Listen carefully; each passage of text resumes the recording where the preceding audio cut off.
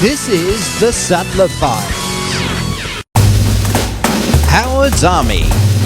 Brought to you by DevWright, Homes of Distinction. Welcome back to the Sattler Files. This is Howard's Army. Bill Massie.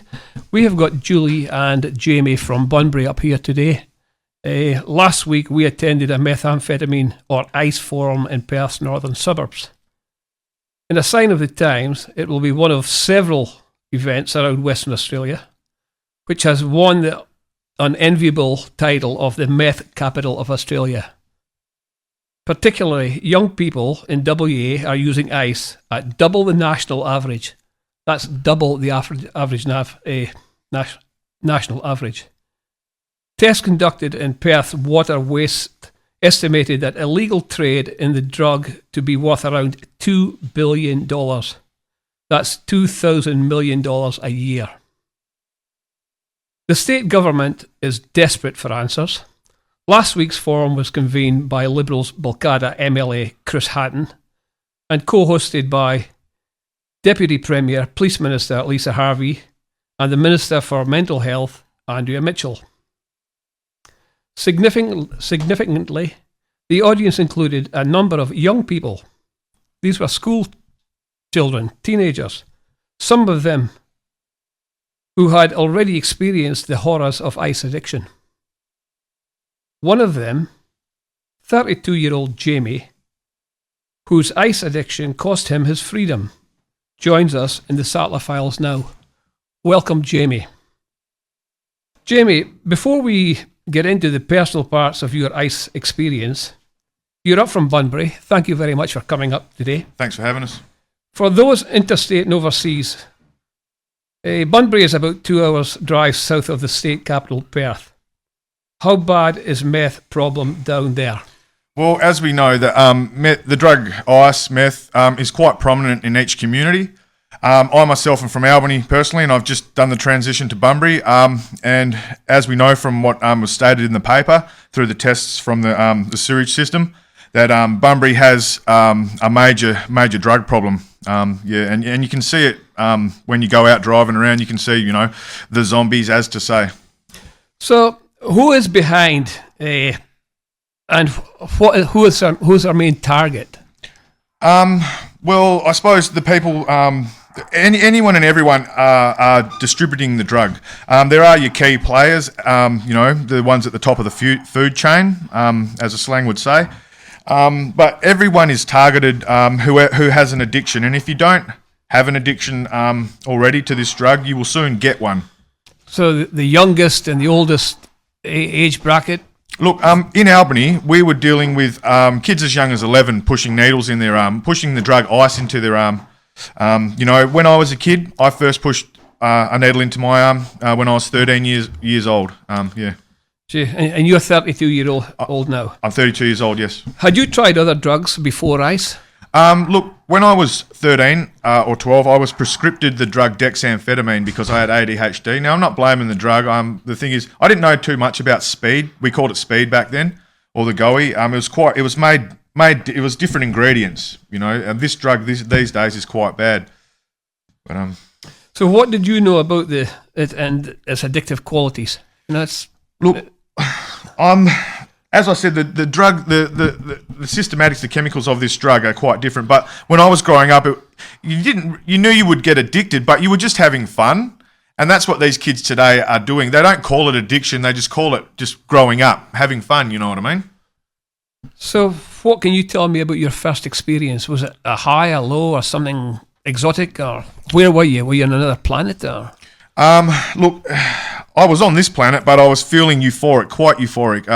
As I said, I did use drugs intravenously when I was growing up. I chose the streets for my education, and I was educated pretty quick.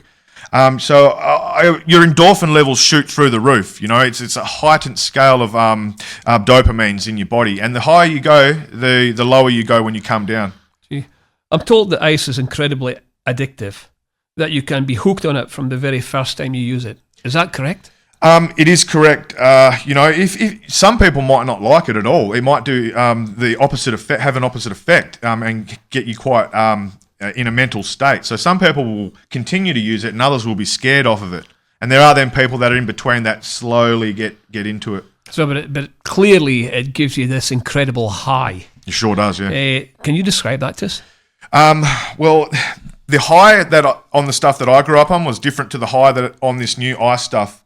The high that you get these days, it's irrational. You know what I mean? The ideas pop into your head and they seem like the greatest ideas at the time, but yeah, people are finding themselves in some awkward situations. For how long did you use ice? On and off, because I started doing time when I was 15 at rehabs, and then I got to the certain age of doing time in prisons. But, you know, I was always on and off of the drug. So I was one of the lucky ones because of my incarceration periods, my dry spells. So how much was it costing you, and how did you manage to fund it?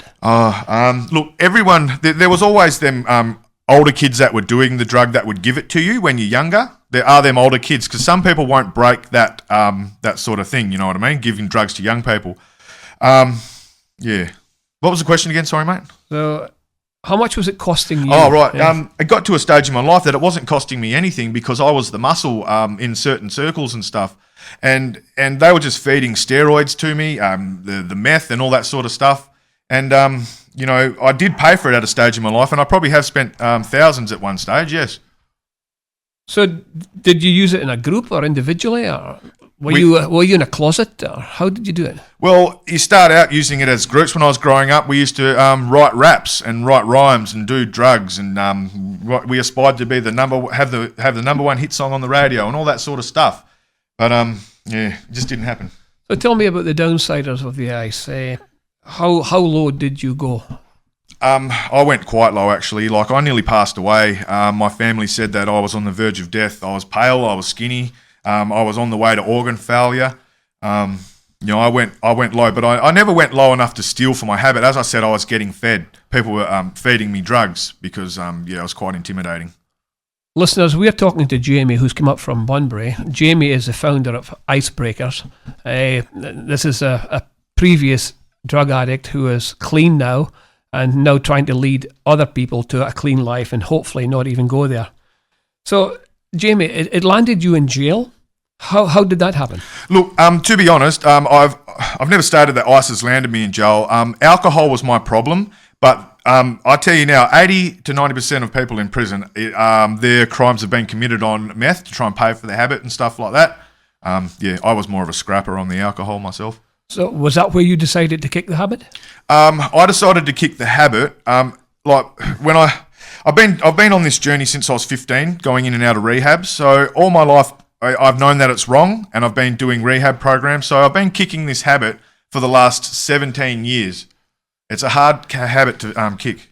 Yeah, so you've just answered the next question here. I was going to say, how difficult was it to give up ice? Ice is just a surface issue. It's like the iceberg theory. You know, the underlying issues are the root causes are the problematic things in your life. Surface issue is just the drugs. You know, so once you deal with your root problems, root causes, then you can start to deal with the surface issue, which is the drug use. You recently moved to Bunbury from Albany. Yes. Is there a big problem down in Albany also with drugs? There is a big problem everywhere with drugs. But since the Icebreakers program has been implemented into the community of Albany, we've seen a rapid change in people going through the recovery process. People that engage us, I tell you now, the transformation happens very quickly. I had one person come to me 3 months ago. We're helping him out of prison and that. And now he is actually the lead facilitator of the Albany program, and he's staunch. And give him a shout out, Craig Golding. You're doing a good job. Oh, fantastic. You're planning on getting married to your fiancée soon. Yes. Congratulations. Thank you. Now, is your fiancée aware of your past? She is. She lived a couple of years of it with me.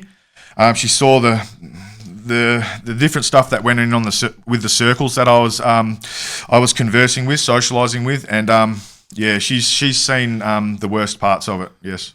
So would she still stick by you if you decided to go back down that track? I'm not going to use, again, and I don't want to go down that track ever again. I'd say that my missus would stick by me for a short period, and then she would have to, dig her heels in, as to say. You know what I mean? And yeah. So she's your rock. She is my rock, as well as my Lord and Saviour, Jesus Christ, yes. Right, fabulous. The figures that we quoted earlier on, $2 billion a year to dealers in WA, means they're not getting away anything. That's not going to go away anytime soon. How do you think we can help stop this? Well, the things that I do, I am in the rehabilitation game. I don't cross the line to do with like Crime Stoppers and that. That's not my field. I'm not a police officer. My game is the rehab game. But I suppose that every key element that different networks and agencies are putting in, it all goes hand in hand. We need everyone to join this fight, and even mums and dads, nannies, poppies, that family core needs to be implemented into people's lives, because people are missing out on those key things, which are just love and family. Sometimes they just need that. Look, surely it's former addicts like yourself who are best equipped to warn young people not to even try ice. Has the government approached you to help them get the message out to young kids through schools or any other environments? Look, I've done school talks and that sort of thing. As everyone around in each different community is waiting on funding, and funding will be good to expand, these sort of programs and things into the communities, to have them a solid foundation. Yeah. So if any schools or clubs of that asked you to go along and do a talk, would you be available? I am available. Yes, I am available. Anytime. If anyone approaches me, I will go and do these talks and that sort of thing. So you're the founding member of Icebreakers. What role is that playing in the war? It's playing a very strong role because I just had to stick staunch. I let the community see me transparently and walk alongside me through my recovery. So the foundation for Icebreakers in Albany is very solid. And as I said, the students are actually building on it. So Icebreakers actually saved my life and kept me off drugs, because it gave me purpose. And that's what we want to give all the people that are stuck in this addiction. We want to give them purpose. Not kick dirt in their face, but focus on the piece of gold that's within them.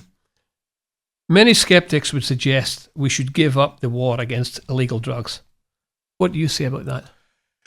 Never give up on the war against illegal drugs. When I think about war on illegal drugs, I think about my position in the recovery game. That's my part I play in the war. Everyone plays their different part, but we need to just keep not giving up on people. We just need to lift them up and not push them down.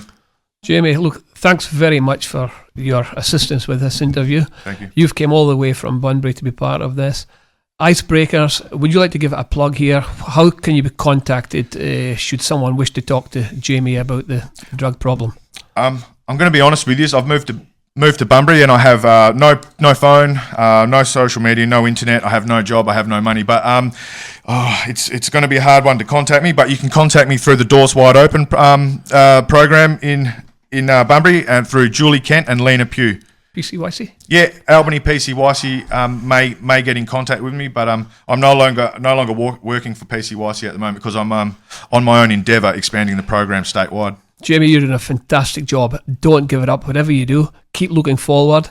Congratulations on your marriage in the near future. I'm sure that'll see a new page and chapter in your life. Wonderful future wife you've got, and just absolutely fantastic. Thank you very much for being so much help. Thank you. And I hope you never ever go back to where you were before, to that dark place. Good man, thank you. We have now got Julie Kemp from Doors Wide Open in Bunbury. Good day, Julie. Hi, Bill. How you going? We talked with you before the meeting. What did you take away from that forum? That was the... What I already knew, that we have a huge problem here in Western Australia, and that the only way that we're going to tackle with this is as a community, that we all need to pull together, that we need to use all the resources that we've already got and build on that. And just that the community is at a bit of a loss, and I think the government and even the police minister, I think everyone is not quite sure how to tackle this problem, but I think as a community, standing strong together, that's our answer. Yeah, I did have another question here, but you've already answered that. But the answer is, how do you eat an elephant? One bite at a time. So it can be achieved. It will take time. So do you support using ex-addicts like Jamie, or even the highest profile meth user here in Perth, Ben Cousins, to deliver the message to youngsters not to even try ice? Absolutely. The best hope that we've got of education of young people is for them to see what actually happens. Unfortunately, young people try drugs because it feels good, and then they don't realise at the time they're in their happy place, feeling great from what they've taken. There's no consequences for that, and we need to show them what the consequences are, because ice is particularly destructive, and it's a very quick destruction. From the time you start using, you can lose everything very, very fast. And not only do you lose material things, but you lose your mind, you lose your health. So, yeah, it is a very destructive drug. And I think it's the addicts and people that have come out the other side of the journey is where our best education comes from. We've previously discussed Doors Wide Open. Would you like to give yourselves a quick plug, as you're a founding member, yourself and Lena Pug? Yep. So yeah, absolutely. What's the story about Doors Wide Open? Okay, what do you do? Where do you meet? Doors Wide Open is situated in Bunbury. It was started by Lena and I, just a couple of mums. We started as a family and friends gathering, and it's grown from there to now where we're looking at approaching the government for funding for a crisis care centre. So if anybody, and we don't just deal with Bunbury, so if anyone in Bunbury or the surrounding areas needs to contact us, we have a Facebook page, Ice in Bunbury, A Mother's Nightmare, or the Doors Wide Open page, and that's got our contact details on it. And we offer support to families, friends, loved ones, and to addicts themselves. We're doing a lot of great work with some people in Bunbury in various stages of recovery, and what we do works. You didn't open Doors Wide Open without experience, did you?